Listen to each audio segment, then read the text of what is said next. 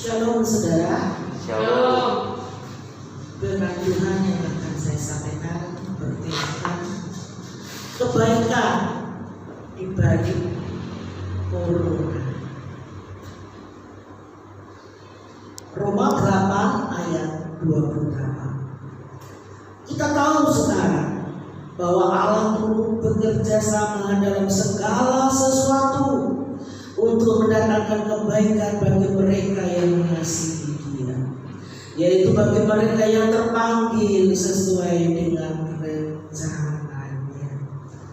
Bahwa di balik semua peristiwa yang terjadi di dunia ini atau di dalam hidup kita ada kebaikan. Dan sekarang ini peristiwa yang terjadi adalah virus corona yang sudah mewabah di seluruh dunia. Kebaikan apa dari peristiwa ini? Antara lain yang pertama, Allah yang berdaulat. Maksudnya begini, melalui peristiwa ini biarlah manusia disadarkan bahwa Allah yang berdaulat. Mereka mengakui bahwa Allah yang pegang kendali dari segala sesuatu yang terjadi. Ulangan 32 ayat 39 mengatakan seperti ini. Lihatlah sekarang bahwa akulah Dia. Tidak ada Allah kecuali Aku. Akulah yang mematikan dan yang menghidupkan. Aku telah meremukkan, tetapi Akulah yang menyembuhkan. Dan seorang pun tidak ada yang dapat melepaskan dari tanganku. Hidup atau mati dari seseorang itu Allah yang menentukan. Jika hidup kita berada di pihak Allah, tentu kita tidak usah takut atau khawatir menghadapi virus ini. Sebab Allah yang memberi terbaik untuk kita. Tetapi bagi mereka yang hidup di luar Allah atau jauh dari Allah, yang merasa bisa melakukan segala sesuatu tanpa Allah, maka sekaranglah waktunya melalui peristiwa ini saatnya untuk mencari Tuhan. Sebab dalam Mazmur 49 ayat 8 sampai 11 di situ dikatakan untuk tebusan ganti nyawa kita ini tidak ada. Baik itu harta, baik itu kedudukan, kepadaan atau apapun yang sekarang dimiliki oleh manusia, tidak ada yang bisa untuk mengganti atau membayar nyawa manusia. Allah ingin umatnya kembali mendekat kepadanya. Yesaya 18 ayat 32 mengatakan, bertobatlah supaya kamu hidup. Jika sebelum kejadian ini hidup jauh dari Tuhan, seakan-akan aku bisa sekarang ya tanpa Tuhan, tanpa minta perlindungan Tuhan, sekaranglah waktunya untuk bertobat. Dikatakan bertobatlah supaya kamu hidup. Carilah Allah, berserulah kepada Tuhan. Siapa yang bisa menolong? Hartamu tidak ada gunanya, kekayaan, pangkat, kepintaran tidak bisa menolong. Hanya Tuhan yang bisa menolong. Sebab Dia yang memegang mati atau hidupnya manusia. Karena Dia Allah yang cemburu. Yesaya 40 ayat 25. Dengan siapa hendak kamu samakan aku? Seakan-akan aku seperti Dia. Mungkin selama ini kita mendewakan atau menomorsatukan yang kita miliki atau membuat Allah tandingan bagi Allah yang satu-satunya itu. Misalnya harta kita yang sudah saya sebutkan tadi, kedudukan kita, kepintaran kita. Sakit sedikit Indonesia kurang dokter pintar, keluar negeri, ya, Malaysia dan lain sebagainya.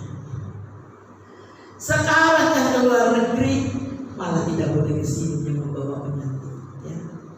Saudara, jadi dengan siapa hendak kamu samakan aku? Waktunya manusia sadar uangmu tidak berguna, ya. Allah itu cemburu. Jangan di nomor sekian kan, Dia mau satu-satunya yang kita sembah dan kita andalkan. Sedikit-sedikit ada uang kok keluar negeri, ya. Allah itu dahsyat, tidak ada tandingannya. Jika Allah menghendaki seseorang berhidup, keadaan seburuk apapun tidak akan membunuh orang itu. Tetapi jika Allah menghendaki mati, virus sekecil corona yang katanya berukuran 150 nano bisa membunuh ribuan orang dalam waktu yang sesingkat ini dan membuatkan kabur 7 miliar manusia di dunia. Mengerikan, menakutkan. Orang pandai sampai geleng-geleng kepala, tidak tahu harus bagaimana. Semua diliputi kegentaran terhadap satu virus yang kecil ini yang tentu jumlahnya sangat banyak. Dari ayat tadi dikatakan juga Allah yang menyembuhkan. Mazmur 103 ayat 3 dan 4. Dialah yang mengampuni segala kesalahanmu, yang menyembuhkan segala penyakitmu. Dia yang menebus hidupmu dari kubur, yang memahkotai engkau dengan kasih setia dan rahmat. Poin di sini yang kita tekankan, Dialah penyembuh. Segala sarana yang ada sebagai upaya manusia untuk melindungi, untuk menyembuhkan, untuk mengobati, tetapi jangan lupa pelindung dan penyembuh yang sebenarnya hanya Allah. Iman dan ilmu pengetahuan itu bisa berjalan berdampingan, tetapi dia tetap nomor 1. Dan jangan mencobai Tuhan dengan mengabaikan sarana yang sudah Tuhan berikan. Contohnya begini, karena dari golongan yang sangat fanatik, karena sama Tuhan tidak sama, tetapi merasa tidak membutuhkan ilmu pengetahuan. Padahal ilmu pengetahuan juga dari Alkitab banyak sekali.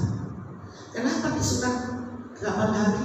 Karena menghindari pendarahan. Itu berkaitan dengan ilmu-ilmu kedokteran. Jadi dokter-dokter dengan sarana-sarana yang sekarang kita pakai, masker, yang untuk cuci tangan itu, ya, dan lain sebagainya. Semua bermaksud, bertujuan baik.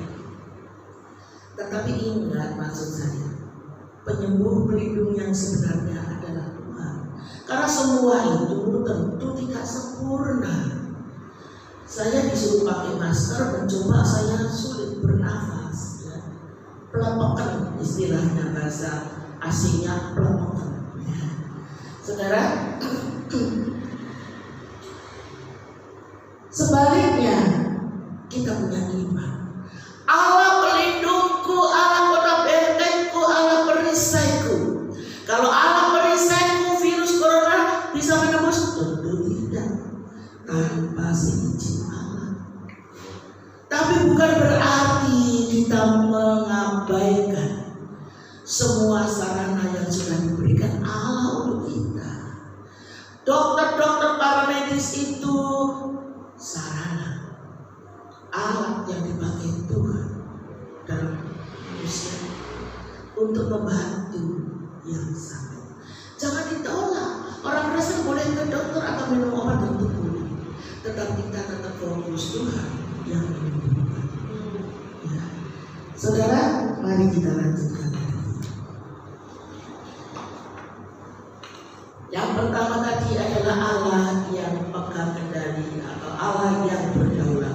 Jadi tidak perlu takut tentang hati atau hidup kita, karena Dia yang memegang. Dan kalau kita ada di dalam Dia selalu memberi yang terbaik untuk kita. Yang kedua adalah keluarga dipulihkan. Corona memaksa mereka yang selama ini tidak memperhatikan keluarga untuk berkumpul kembali. Saudara, mungkin sebelum ini orang tua kurang memperhatikan anak-anak mereka yang di rumah dengan berbagai alasan, bekerja, sibuk, dan lain sebagainya. Mungkin sebaliknya, anak-anak tidak peduli orang tua di rumah, sibuk pekerjaannya dan lain sebagainya. Nah, kini saatnya nikmati tinggal di rumah bersama keluarga. Allah menghargai sebuah keluarga. Sesudah Tuhan, keluarga yang harus menjadi perhatian kita. Nikmati tinggal di rumah bersama keluarga di saat-saat yang seperti ini, dan syukurilah engkau masih memiliki keluarga. Yang ketiga, yang terakhir, kebaikan apa yang ditimbulkan dari corona ini? Memuliakan Allah. Yohanes 11 ayat 4. Oleh penyakit itu anak Allah akan dimuliakan. Ini ketika Lazarus sakit, dua saudara perempuannya memberi kabar kepada Yesus, Tuhan, Dia yang engkau kasihi sakit. Tuhan menjawab, oleh penyakit itu anak Allah akan dimuliakan. Yohanes 9 ayat, kita tahu cerita itu. Lazarus diizinkan mati seizin Allah, dikubur. Kemudian Tuhan datang seolah-olah sudah terlambat. Tidak. Orang yang Dia kasihi itu katanya dipanggil keluar dari kuburnya dan hidup lagi. Tuhan dimuliakan. Mujizat yang besar terjadi. Yohanes 9 ayat 3. Pekerjaan-pekerjaan Allah harus dinyatakan di dalam Dia. Dia yang dimaksud sini itu adalah orang buta yang sejak lahir. Murid-murid bertanya kepada Yesus, dosa siapa Tuhan? Kok sampai dia lahir dalam keadaan buta? Dosanya sendiri apa dosa orang tuanya? Tidak. Tapi di dalam Dia, pekerjaan-pekerjaan Allah harus dinyatakan. Orang itu dijamah oleh Tuhan dan menjadi sembuh. Lewat corona demikian juga akan dibedakan orang-orang yang takut akan Tuhan, orang-orang yang mengasihi Dia, dengan yang di luar Dia, supaya namanya dipermuliakan. Semua orang yang mengakui Yesus Tuhan, Dia benar-benar Allah satu-satunya yang patut kita sembah. Tujuannya biar nama Tuhan Yesus dimuliakan. Keluaran 11 ayat 7. Tuhan Tuhan membuat perbedaan antara orang Mesir dan orang Israel. Ini kisah 10 tulah. Sementara tanah Gosyen itu termasuk di wilayah Mesir. Di Gosyen inilah Israel tinggal. Ketika terjadi tulah di Mesir, di Gosyen tempat orang Israel tinggal, tidak terjadi. Ketika penyakit sampar membunuh ternak orang Mesir, dikatakan di dalam tulah kelima itu tidak seekor pun binatang orang Israel yang mati kena sampar. Kemudian wabah tulah ke-6